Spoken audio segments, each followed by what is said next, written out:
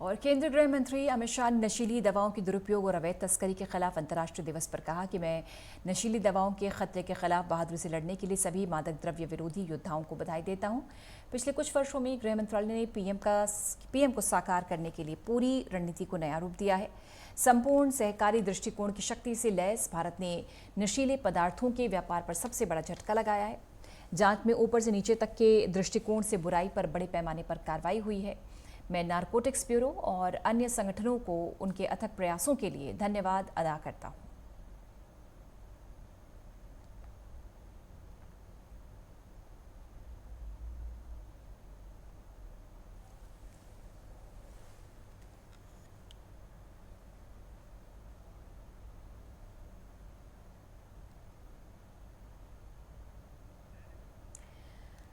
तो केंद्रीय गृह मंत्री अमित शाह ने नारकोटिक्स ब्यूरो को बधाई देते हुए कहा कि आपके कार्य निस्संदेह सराहनीय हैं। मादक पदार्थों को नष्ट करने, उनकी तस्करी को रोकने के लिए, युवाओं को नशे की गर्त से रोकने के लिए जिस तरह के प्रयास किए जा रहे हैं वो सराहनीय है।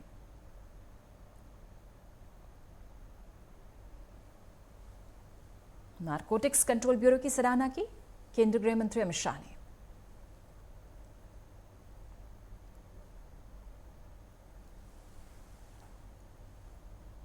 मित्रों, आज 26 जून को नशीली दवाओं के दुरुपयोग और अवैध तस्करी के खिलाफ अंतर्राष्ट्रीय दिवस के अवसर पर मैं ड्रग के विरुद्ध लड़ाई लड़ रही हमारी सभी एजेंसियों को मन से बहुत बहुत बधाई देना चाहता हूँ।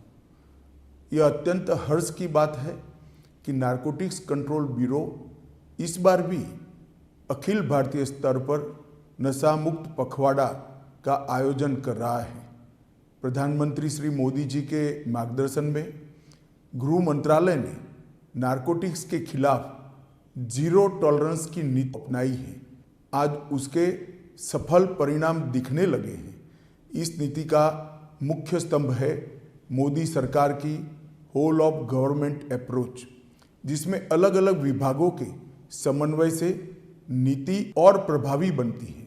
हमारा संकल्प है कि हम भारत में नारकोटिक्स का व्यापार नहीं होने देंगे और न ही भारत के माध्यम से ड्रग को विश्व के किसी और देश में जाने देंगे।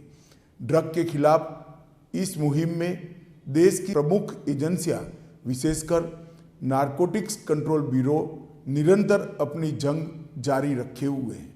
इस अभियान को सशक्त करने के लिए गृह मंत्रालय ने 2019 में एनकोड की स्थापना की एवं हर राज्य के पुलिस विभाग में एंटी नारकोटिक्स टास्क फोर्स का गठन किया गया, जिसका पहला राष्ट्रीय सम्मेलन अप्रैल 2023 में हुआ। ड्रग के दुरुपयोग के खिलाफ राष्ट्रीय स्तर पर उपयुक्त मंच के माध्यम से युद्ध स्तर पर अभियान चलाया जा रहा है। ड्रग के विरुद्ध हमारी इस व्यापक और समन्वित लड़ाई का ही असर है कि जहां 2006 से 13 में मात्र 768 करोड़ रुपए की ड्रग्स बरामद हुई थी, तो वहीं 2014 से 22 में लगभग 30 गुना बढ़कर 22,000 करोड़ की नशीली पदार्थ जब्त किया गया है। और नशे के व्यापार करने वाले लोगों के विरुद्ध पहले की तुलना में 181% अधिक मामले दर्ज किए गए हैं। यह मोदी सरकार की नशा मुक्त भारत के प्रति कटिबद्धता को दर्शाता है।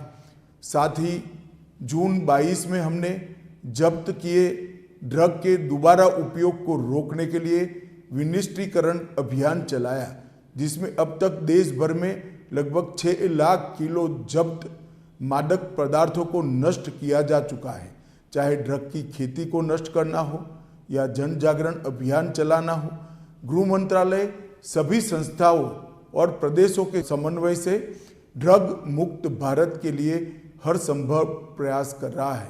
लेकिन इस लड़ाई को बिना जन भागीदारी के नहीं जीता जा सकता। आज इस अवसर पर मैं सभी देशवासियों को अपील करना चाहता हूं कि अपने आप को और परिवार को ड्रग से दूर रखें। ड्रग न केवल युवा पीढ़ी और समाज को खोखला बनाता है, बल्कि इसकी तस्करी से अर्जित धन देश की सुरक्षा के खिलाफ प्रयोग किया जाता है। इसके दुरुपयोग के विरुद्ध इस युद्ध में बढ़ चढ़कर आप लोग हिस्सा लें। अपने आसपास हो रहे ड्रग के व्यापार की जानकारी सुरक्षा एजेंसियों को दें। मुझे विश्वास है कि हमारे सामूहिक प्रयास से हम सब नशे की समस्या को जड़ से मिटाने में सफल होंगे और ड्रग मुक्त भारत का हमारा लक्ष्य हासिल करेंगे। मैं मोदी सरकार के ड्रग मुक्त भारत के संकल्प को सिद्ध करने में अपना योगदान देने वाली एनसीबी और अन्य संस्थाओं को पुनः बधाई देता हूं और आशा करता हूं कि जब तक हम इस लड़ाई को नहीं जीत लेते तब तक हम आराम से नहीं बैठेंगे। आप सबको बहुत बहुत शुभकामनाएं और धन्यवाद।